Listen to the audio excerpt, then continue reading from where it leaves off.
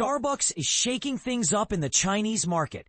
In a bold move, the coffee giant has announced a joint venture with Boyu Capital to run its operations in China. But is this a sign of Starbucks' strength or a desperate attempt to save its sinking ship? A $4 billion deal.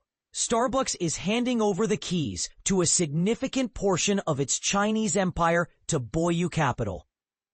The deal involves Boyu acquiring up to a 60% interest in the joint venture for a whopping $4 billion.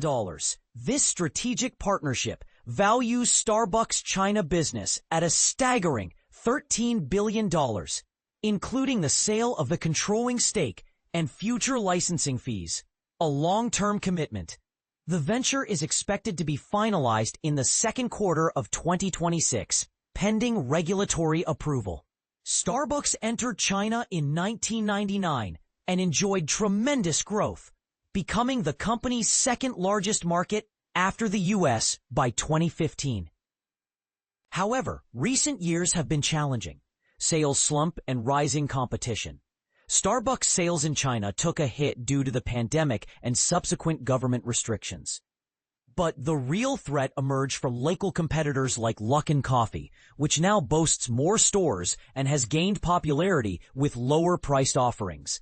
Starbucks same-store sales in China rose by 2% in the latest quarter, but only due to a 9% increase in traffic, while the average spending per customer has decreased.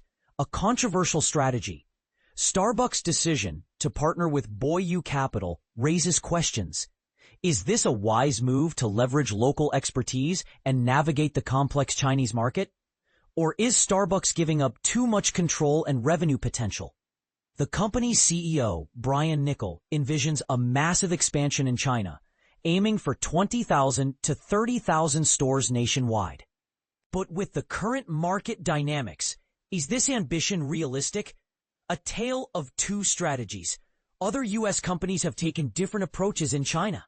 Burger King's parent company, Restaurant Brands International, recently bought back its struggling China business, while McDonald's increased its minority stake in its Chinese operations, indicating a long-term commitment. Starbucks' joint venture falls somewhere in the middle, leaving room for debate on the best strategy. And here's the million-dollar question. Will Starbucks' joint venture be a game-changer or a costly mistake? The Chinese market is notoriously challenging for foreign brands, and Starbucks' future in the region hangs in the balance. What do you think? Is Starbucks making the right move, or should they have chosen a different path? Share your thoughts in the comments below.